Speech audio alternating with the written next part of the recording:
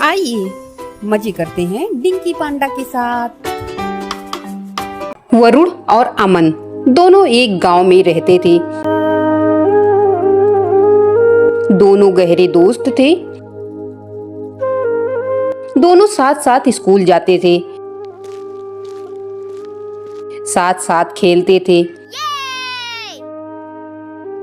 एक दिन स्कूल की छुट्टी थी। अमन वरुण के पास आया और बोला, अरे यार, आज तो नदी किनारे चलते हैं, दोनों वहीं नहाएंगे। पागल हो गया है क्या? नदी में कितना गहरा पानी है और हम बच्चे हैं, कहीं डूब गए तो? डर मत, कुछ नहीं होगा। मैंने कई लोगों को मजे से नदी में नहाते देखा है। वैसे भी घाट पर कोई न कोई तो होता है। अगर कुछ हुआ तो हम शोर मचा देंगे, कोई न कोई आ जाएगा। ठीक है, मैं माँ से पूछ कर आता हूँ। रुक, बात सुन। घर वालों से पूछेगा तो वो कभी जाने नहीं देंगे। एक बार नदी में जाकर देखते हैं। अगर सब सही रहा तो रोज चला करेंगे, धीरे धीरे तैरना सीख जाएंगे। वरुण और अमन एक जोड़ी कपड़े लेकर नदी पर पहुंच जाते हैं। वहां एक दो गांव की औरतें कपड़े धो रही थी। दोनों नदी के किनारे नहाने लगे। अमन उससे आगे चलने की जिद करने लगा। नहीं, आगे पानी गहरा होगा, कहीं पैर फिसल गया तो क्या होगा? यहाँ नहा लेते हैं। यार, तू बहुत डरता है। अच्छा, मैं जाता हूँ, फिर तू भी आ जाना। अमन आगे जाकर नहाने लगा। कुछ देर नहाने के बाद उसने वरुण को आवाज दी। अरे आ जा यार, कुछ नहीं, बहुत कम पानी है। वरुण भी उसकी बात मानकर चला गया। दोनों मजे से नहाने लगे। पहली बार नदी में नहाकर उन्हें बहुत मजा आया। कुछ देर बाद वो दोनों थक गए और बाहर आ गए। बाहर आकर उन्होंने कपड़े बदले और गीले कपड़े वहीं सुखा दिए। फिर नदी के किनारे बैठकर बातें करने लगे। देखा कितना मजा आया, मैं ना कहता था। हाँ, मजा तो बहुत आया, लेकिन डर भी बहुत लग रहा था। तू तो बेकार ही में डरता है। अब हमें कोई ना कोई काम तो पहली बार करना ही है। अब बता, अगली बार डर लगेगा? हाँ, बात तो सही है, लेकिन घर वालों को इसका पता नहीं लगना चाहिए। अरे यहाँ कौन आता है? सब वहीं कुएं से पानी ले लेते हैं। अगले दिन से दोनों छिप छिप कर नदी पर नहाने जाने लगे। धीरे धीरे उन्हें मजा आने लगा। वे दोनों बीच नदी में भी जाने लगे। इसी बीच बरसात शुरू हो गई। नदी में काफी पानी आ गया था। एक दिन अमन बोला, वरुण, चल, कई दिन हो गए, नदी पर चलते हैं। तेरा दिमाग खराब है? तुझे पता भी है नदी में कितना पानी आ गया है? कोई भी नदी के पास नहीं जा रहा। अरे मुझे तो कितना समय हो गया नहाते हुए, कुछ नहीं होगा, तू चल।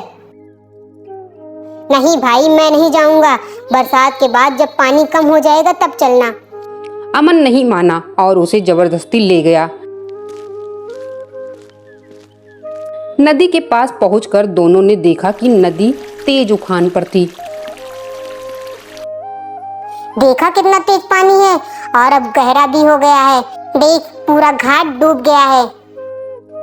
चल किनारे पर नहाते हैं, बीच में नहीं जाएंगे। नहीं, मैं बिल्कुल नहीं जाऊंगा। तुझे जाना है तो जा। अमन नदी में जाकर नहाने लगा। वरुण किनारे पर बैठा था। तभी अमन का पैर फिसल जाता है। वह नदी में डूबने लगता है।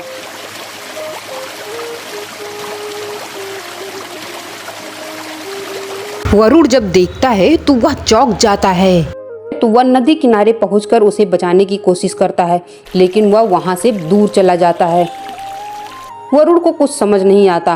वह शोर मचाने लगता है, बचाओ बचाओ, कोई तो बचाओ। खेत में काम कर रहे दो लोग ने आवाज सुनी।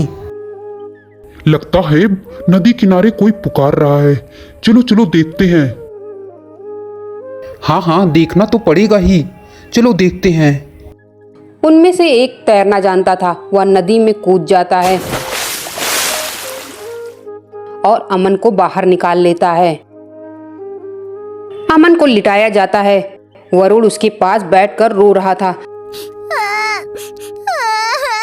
तभी एक आदमी उससे कहता है, बेटा तुम दोनों नदी में क्यों गए? तुम्हें पता नहीं है नदी में बाढ़ आई हुई है। जाओ इसके घर वालों को बुला कर लाओ।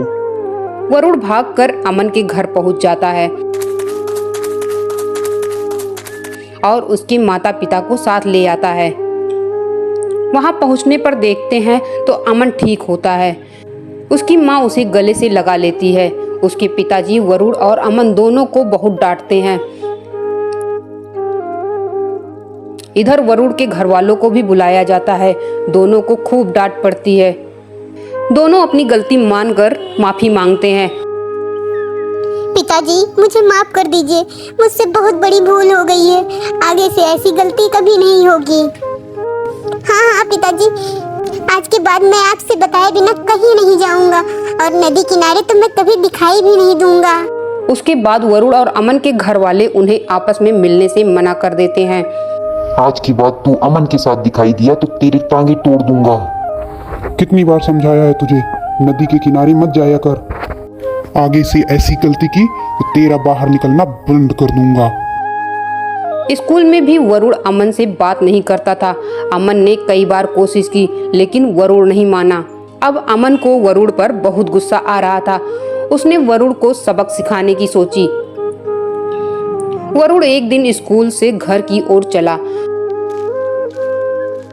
तो अमन ने अपने दोस्तों के साथ मिलकर उसे घेर लिया।